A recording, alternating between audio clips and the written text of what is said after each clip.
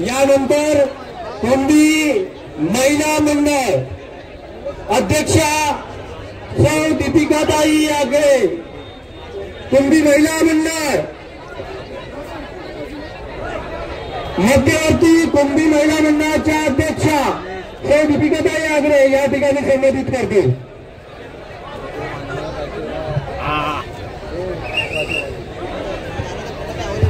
जय कुंभी, जय कुंभी, जय कुंभी। सर्वप्रथम प्रस्थापित धर्मसत्तेला विरोध करणारे संत शिरोमणी संत तुकाराम महाराज, रयतेचे राजे कुळवाडी भूषण छत्रपती शिवाजी महाराज, आरक्षणाचे जनक कुणबी भूषण राजर्षी शाहू महाराज, तुम्हा आम्हाला शिक्षण देणारे क्रांतीसूर्य महात्मा ज्योतिराव फुले, क्रांतीज्योती सावित्रीबाई फुले आणि 340व्या कलमानुसार आपल्याला आरक्षण देणारे विश्वरत्न डॉक्टर बाबासाहेब आंबेडकर आणि त्यांच्या पत्नी माता रमाई, तसेच मंडल आयोग लागू करण्यासाठी प्रयत्न करणारे मान्यवर कांशीरामजी यांच्या पवित्र स्मृतीस अभिवादन। सर्वप्रथम समाज बांधव या कुणबी एल्गार मोर्चामध्ये सामील झाले। तुम्ही आज आपण हरताळिका पाहिली।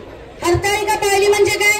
ज्यांनी मोर्चे काढले त्यांचे आमदार होते, खासदार होते, त्यांना जेवण खाणं पिणं सगळं या सत्तेतल्या लोकांनी पुरवलं। पण आज आपण स्वतःचा डबा स्वतः घेऊन आलो। आम्हाला इथे कोणीही भाड्याने किंवा पैसे देऊन आणलेलं नाही, आम्ही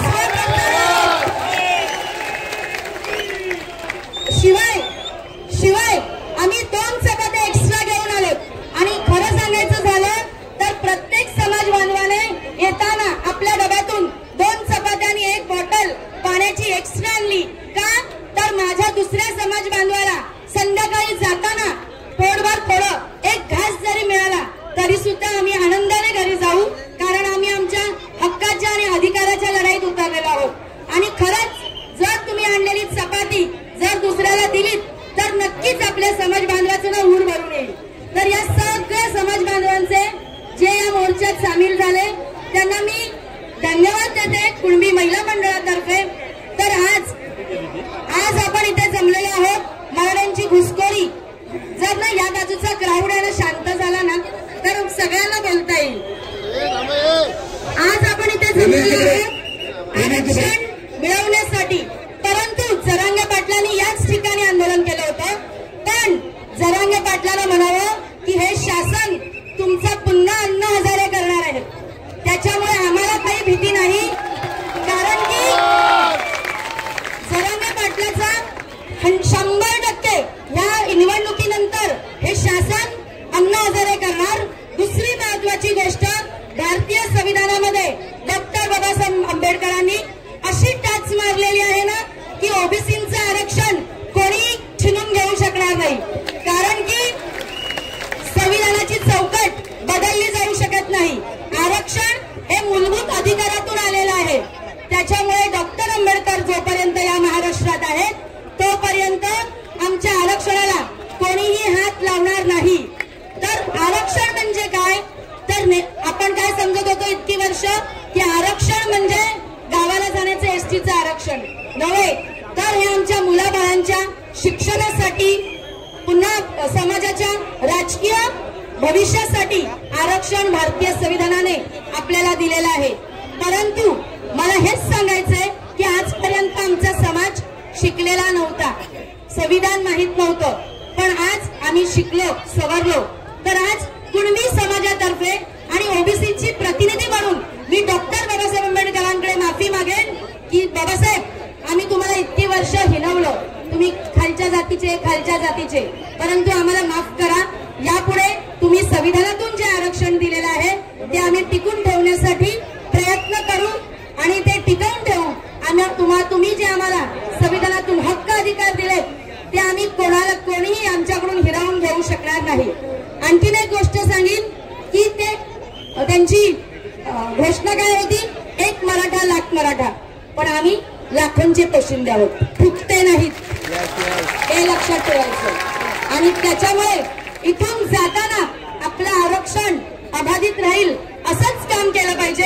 आणि जर का आमच्या आरक्षणाला हात जरी लागला ना तर पुढची आमची तयारी असेल कोणती, तर राजकीय परिवर्तनाची. राजकीय परिवर्तन काय, तर आम्हाला हा महाराष्ट्र मराठा मुक्त राजकारण मुक्त करायचंय. त्याच्यामुळे तुम्हाला इथून जाताना मेसेज घेऊन जायचंय की महाराष्ट्राला आम्हाला आमची पण सत्ता असली पाहिजे, आमचे आमदार खासदार असले पाहिजेत, कारण देणारा समाज बनला पाहिजे. आता बघितलं ना आजपर्यंत काय झालं, आम्ही तिथे गेलो नाही, आता आमच्याकडे लोक आले पाहिजेत, असं राजकारण झालं पाहिजे. तर आजच्या आंदोलनाची मागणी हीच असेल. आमच्या आंदोलनाची सगळ्यात पहिल्यांदा ओबीसीचं नॉन क्रिमिनल रद्द झालं पाहिजे. दुसरी मागणी जातनिहाय जनगणना झाली पाहिजे. तिसरी मागणी पंचायत राजचं आरक्षण काय, आम्हाला आमदार खासदारकीमध्ये पण आरक्षण मिळालं पाहिजे. कारण की एससी आणि एसटीला आमदारकीचं आणि खासदारकीचं आरक्षण आहे. तर माझी अशी मागणी आहे की ओबीसींना सुद्धा पंचायत राज नाही तर आमच्या आमदार आणि खासदारकीमध्ये पण आम्हाला आरक्षण पाहिजे. तर मला असं म्हणायचं आहे की तुम्ही इथे आलात तर आम्ही सगळे आमच्या स्वखर्चाने स्वतःची भाजी चपाती घेऊन इथे आपण आंदोलनाला उतरलेलो आहोत. त्याच्यामुळे आपलं आंदोलन हे यशस्वी असणारच. एवढं बोलून मी इथेच थांबीन आणि जय भारत जय संविधान. आपण सगळे भारतीय आहोत.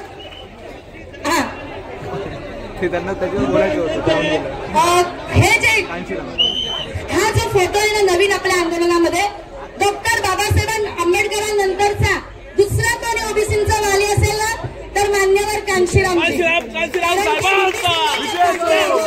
आपल्याला 340व्या कलमानुसार जो काही थोडासा मंडल आयोग लागू झाला ना तो या व्यक्तीमुळे, आणि आज यांचा स्मृतिदिन आहे 9 ऑक्टोबर.